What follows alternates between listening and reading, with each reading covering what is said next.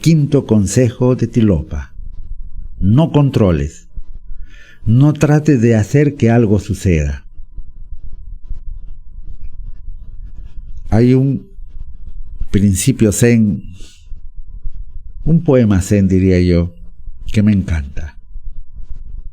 Nada de pensamiento, nada de reflexión, nada de análisis, nada de cultivarse, nada de intención. Deja que se resuelva solo. La clave en este principio es no hacer nada. Lo más elevado se alcanza a través de la comprensión. Hablamos y nos referimos a los en términos de sabiduría, en términos de autodescubrimiento, en términos de autoconocimiento, ¿no? No hay que descontextualizar esto y llevarlo a, ¿qué te digo?, a contextos diferentes. Dice también otro breve poema zen, más parece haiku: quietamente sentado, sin hacer nada, llega la primavera y la hierba crece sola. Pero escucha esto: no hacer nada, pero nada queda sin hacerse. ¿Escuchaste? No hacer nada, pero que nada quede sin hacerse. No es un no hacer nada pues de ociosidad, de abandono, de irresponsabilidad. No es eso. No es eso. Sino es moverse de acuerdo a la hora, de acuerdo al ritmo de la vida, de acuerdo al ritmo de lo que es. No hacer nada, pero que nada quede sin hacerse. Y entonces esto no implica pues un desinterés del mundo, sino más bien es una comprensión del movimiento, de las leyes, sobre todo una comprensión de lo que es, ¿no? Si el sabio se guarda de actuar, es para dejar acontecer, dejar que lo que es tenga que ser, y por lo tanto lograr las cosas con más facilidad. Porque hay una cosa: todo es posible en el momento oportuno. ¿Comprendes? Todo es posible, pero en el momento oportuno. De eso estoy hablando. No estoy hablando de quedarse echado en la cama sin hacer nada. Estoy hablando de otra cosa. ¿Por qué todo es posible en el momento oportuno? Porque es el momento oportuno. Por ejemplo, tú tomas una semilla, plantas la semilla va a crecer y se va a transformar en una plantita, etcétera, pero todo a su tiempo. De nada sirve que tú escarbes a cada rato y saques para ver si creció la semilla, o la agarres la semilla en tu mano y trates de darle calor, o la agites, o le metas agua, la tengas remojada todo el tiempo en agua, porque claro, necesita agua. Estás actuando, estás interfiriendo en la realidad, no estás permitiendo que sea lo que es. Entonces tú solamente haces lo que tienes que hacer, que es tu acción y luego tu no acción. Te retiras. ¿Tu acción cuál es? Colocar la semilla en la tierra y dejar que crezca. Echarle, pues naturalmente, regarle un poquito de abono, lo que fuera. Y luego te haces a un costado y dejas que opere la naturaleza, que opere la vida, que opere lo que es, que opere el Tao. De eso estamos hablando. Imagínate si estás pues desenterrando la semilla para ver si crece. Algo así, esta manipulación a la realidad. Es una manipulación a la realidad, es la manipulación del ego. Algo así sucede con los llamados productos transgénicos, por ejemplo, ¿no? Las grandes corporaciones tratan de manipular, ¿no? De manipular genéticamente una serie de productos para producir más, para vender más, será. Para tener más plata, para tener más poder, para tener más dinero, para ser más felices, dirán. Y entonces, ese es el ego, pues. Solamente que es el ego en función colectiva. Porque hay veces, y lo repito, uno afirma esto, dice en realidad el gran enemigo es el ego, no se entiende bien. Entonces, si uno dice, esta forma de actuar, por ejemplo, es una forma egoica, ¿no? Es decir, a mí no me importa, y eso es el ego, porque el ego está contra la naturaleza, ¿ah? Es yo conquisto la naturaleza, yo conquisto el mundo, yo conquisto el Everest, yo conquisto el subsuelo, yo conquisto los mares. O sea, está siempre en lucha permanente. El ego está en eso. Yo soy más yo cuando el otro es más mi enemigo. Así es que, ¿contra quién hay que pelear? Es la pregunta del ego. Pero la otra característica es la manipulación, el control. El ego trata de controlarlo todo. Manipula, controla, distorsiona la realidad, se entromete en la naturaleza, corta los signos naturales. Es ahí que te hablaba, ¿no?, de estos productos transgénicos, por ejemplo. Eso es ego.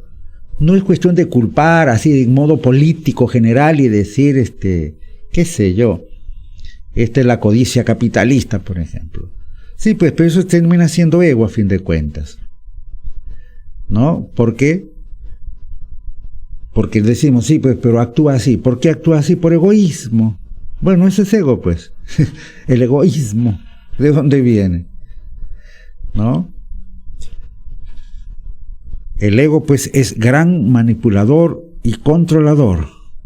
Quiere controlarlo todo. Inclusive, el ego ha cambiado la forma de respirar del ser humano porque quiere controlar la respiración. Es decir, antes de que exista la mente y su sombra, el ego, o si quieres, la mente y el ego, que es la mente no consciente o no observada. ¿Tú has visto respirar un bebé? Observa, mira su barriguita, cómo va y viene.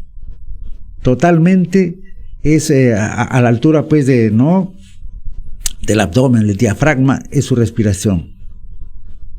En la medida en que va creciendo, y crece la mente y por lo tanto su sombrita, el ego desconfía de la naturaleza porque de la cintura para abajo, entre comillas, está el inconsciente. Vamos a encontrarnos con el centro vital, el sexo y la muerte, el jara, hacia abajo. Entonces desconfía de eso y el ego dice, no, yo quiero tener el control de la realidad. Como el ego está asociado a la mente y la mente está bastante conectada con el cerebro, con la cabeza, el ego trata de subir la respiración. De ser posible, solamente le gustaría respirar por la nariz, es decir, que ni siquiera pues llegue a los pulmones. Entonces el ego trata de controlar la respiración y la sube más cerca de la cabeza posible. Es por eso que respiramos ya inflando el pecho. ¿Qué es esto? Otra forma de control, otra forma de manipulación del ego. Hasta la respiración quiere controlar. Por eso, el único esfuerzo de los buscadores, no diría de los buscadores, de los sabios, el único esfuerzo de los budas, el único esfuerzo de los cristos, qué sé yo, va dirigido a cómo abandonar el ego. ¿No? Y por eso se habla de amor, se habla de compasión, a cómo abandonar ese control. Porque una vez que se ha abandonado el control, el controlador, o sea, el ego desaparece. Hacia ahí nos estamos moviendo. Ese es el esfuerzo de mi vida, por decirlo así, y esa es la dirección en la que se va a mover y se mueve Escuela Vida, Satchitananda, ¿no? No controles, no trates de hacer que algo suceda. Desde otra perspectiva, voy a tocar ahora la perspectiva espiritual para comprender el mecanismo de no controles, no trates de que algo suceda.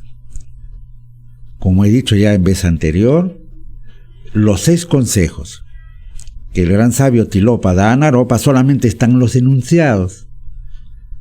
Yo me he tomado la libertad y la audacia creativa de de desarrollar los contenidos, pero desde mi perspectiva, desde mi darshan, desde mi punto de vista.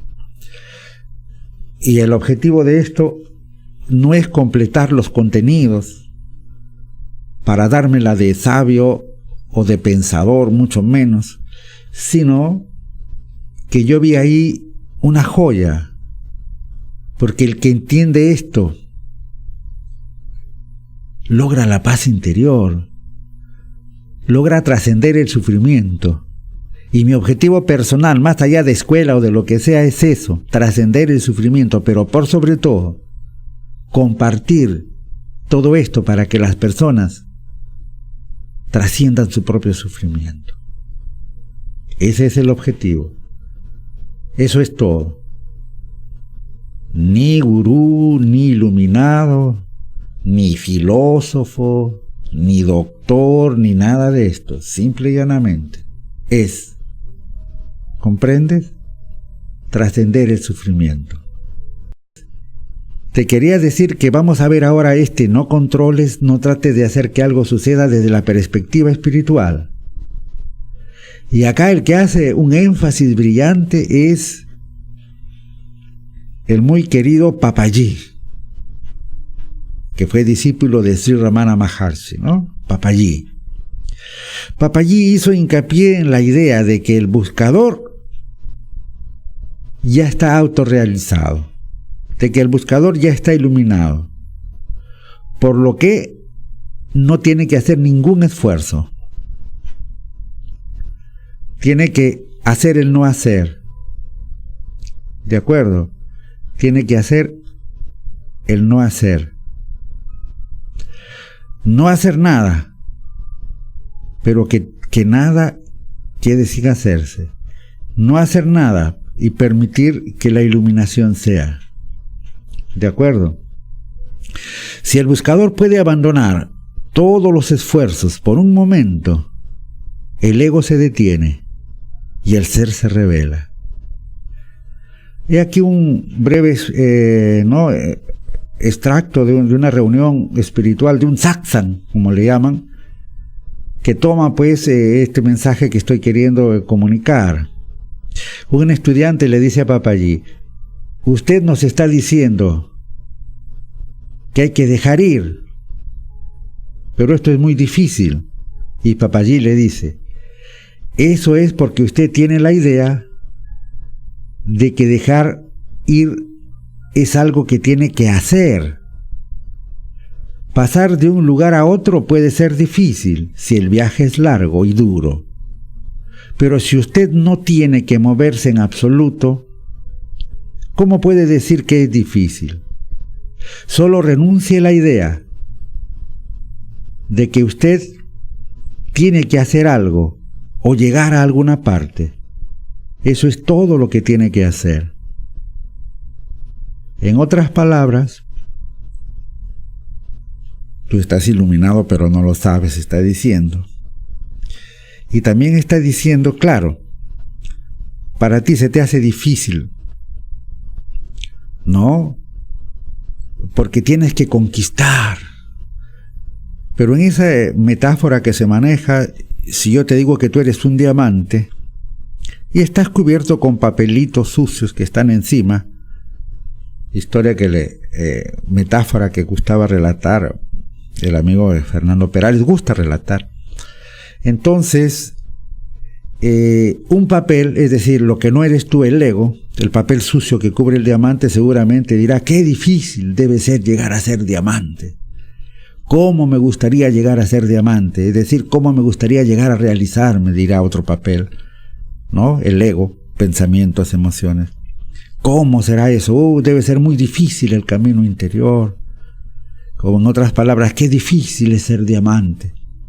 Pero el diamante que es diamante, no diría que difícil es llegar a ser diamante, porque lo es. Lo único que habría que hacer es despertar de la ilusión, que no somos el ego, sino somos el ser, es decir, no somos los papeles sucios que ensucian el diamante, sino el diamante. Eso sería todo. Eso sería todo. Y quisiera, cerrando esto, compartir un bello poema budista, un fragmento. Yo no puedo como tú decir mañana. Para mí todos los verbos se conjugan en presente. Amo, sueño, canto, río, voy. Y hasta creo a veces que vivo. Pero todo es un instante, un minuto luminoso, que apenas va transcurriendo, ya comienza a ser pasado. No puedo decir mañana, porque en esta vida mía, siempre incierta, siempre extraña, todo ocurre por sorpresa. Por aquello que lucho, no llega. Y aquello que no quiero, aquello que no espero, lo tengo. Y lo que ya siento que es mío, de repente se escapa. Por eso a nada me aferro. Por eso a nadie me ato. No pido ni hago promesas. Vivo tan solo el momento. Si es hermoso, lo disfruto hasta que se acaba. Y si es malo, lo soporto sin derramar una lágrima. Namaskar.